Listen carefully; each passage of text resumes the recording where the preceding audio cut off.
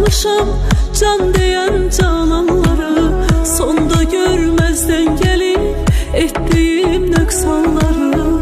Var ümidim affedersen sen beni. Bilmez idim dert veren derdimin dermanları, gün gelir pişman olar nefsinin kurbanları.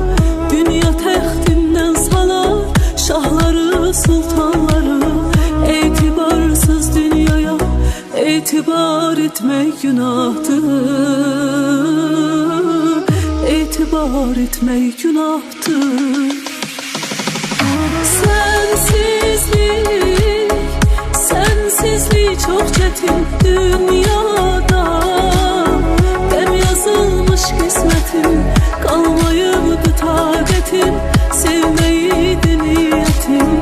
Şahit olmaz kalbime Allah'ımdan başka bir kez, ses salar sessizce bir ses.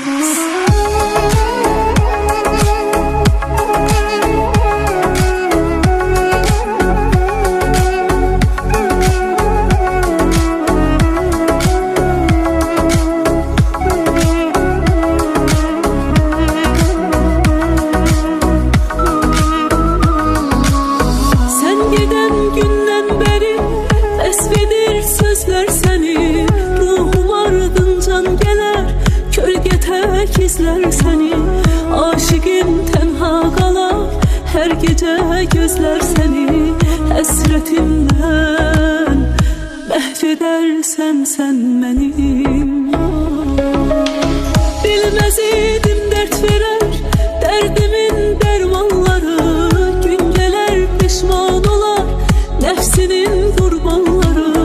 Dünya textinden salar şahları sultanları, etibarsız dünyaya etibar etmek günahtır, intihar etmek günahtır.